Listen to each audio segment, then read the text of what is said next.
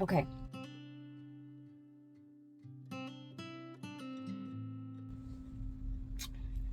So, my 40th birthday this week came, and one of my beautiful friends, Julia, has just gotten back from Africa, and she sent me a birthday gift. And this necklace is one of the things that she sent, and I thought it was so cool in its little bag, and it was awesome. And then I started reading the note that came with it before I took it out of the bag, and I started crying, and you'll know why. It says, "This is made from the weathered and weary hands of Kenyan women in a secluded HIV support group high in the hills. The beads are made, hand-rolled, from campaign posters, AIDS campaign posters, and other heavy paper given to the group. Once they're made, they're strung and they're varnished." And she said, "I hope you enjoy the beauty."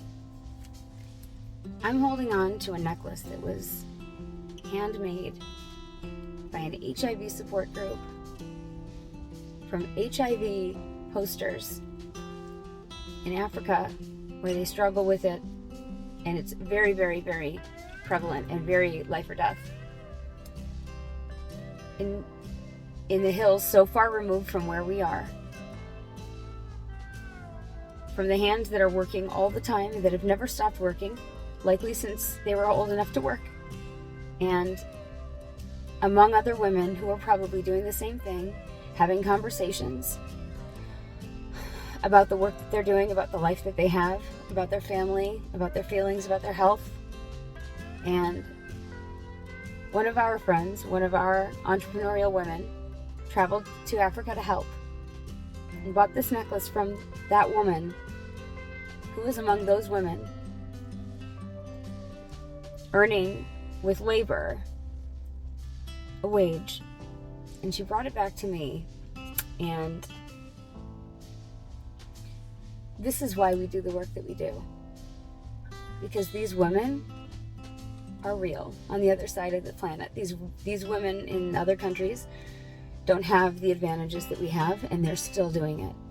They're still showing us that they're going to show up no matter what. They're still going to put their best effort forward. No excuses. And they do not have the resources that we have. And I hope this encourages you to show up more for yourself and go bigger.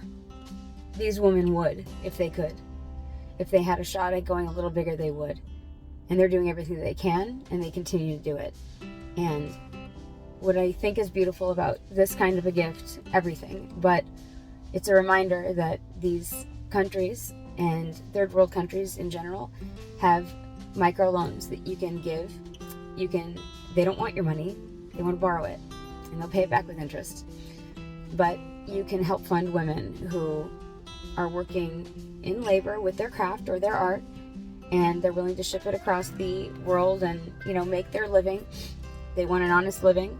Women that are farming, or women that are doing other services, and they just need starter money. And women like that, women like this, are able to get those kinds of microloans, and they're easy to invest in, and they just feel good.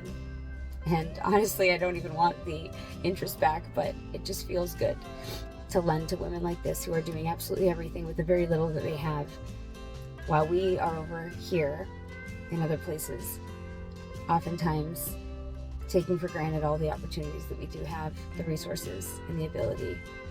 And if we could just take a moment to think about that and allow fear and imposter syndrome to take a back seat. If for nothing else, then for the sake and the honor of the women that would make it happen no matter what, if they could. I love you so much.